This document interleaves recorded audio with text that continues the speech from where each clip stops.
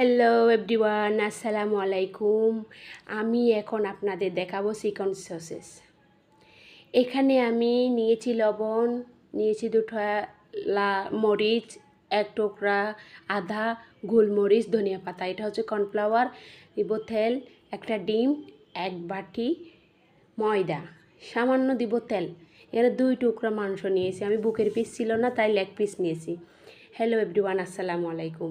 আমি এখন ওই মাংসগুলা হাড়ের থেকে ছাড়িয়ে নিয়ে আমি ব্লেন্ডার করে দিব। ব্লেন্ডার করে সব একে একে সব মশলা দিয়ে আমি ব্লেন্ডারে গুঁড়ো করে নিব।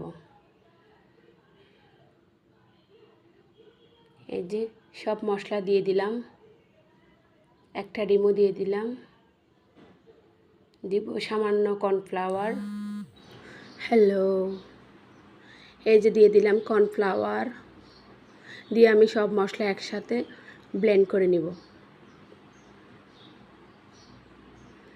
এই যে দিয়ে দিলাম গোলমরিচ, ওই যে 6-7টার মতো গোলমরিচ নিয়েছি, এগুলো থেতো করে আমি এখানে ব্লেন্ড করে নিব একবারে।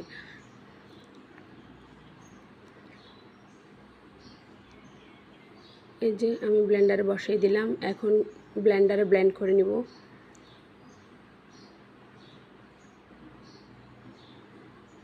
এই যে ব্লেন্ড করা শেষ, আমি বাটিতে ঢেলে নিব।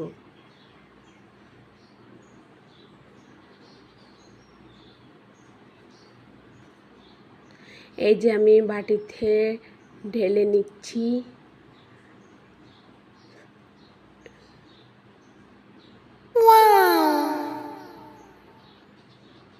এই যে শেষ। এখন আমি অ্যাড করব ময়দা, 1 কাপ না, এখানে হচ্ছে 3 ভাগের 2 ভাগ। মিশানো হয়ে আসলে আমি একটু ফুড কালার ইউজ করব কালারের জন্য, কারণ বাচ্চাদের একটু কালারফুল না হলে খেতে মন চায় না। এই যে আমি একটু ফুড কালার ইউজ করছি, এখন ভালো করে মিশিয়ে নিব।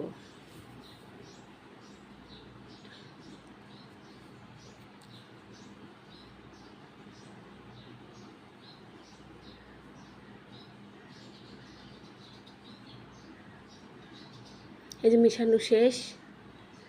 এখন আমি এটারে ওয়েল পেপার নেই আমার, তাই আমি পলিথিনে দিয়ে এভাবে মুড়িয়ে নিব।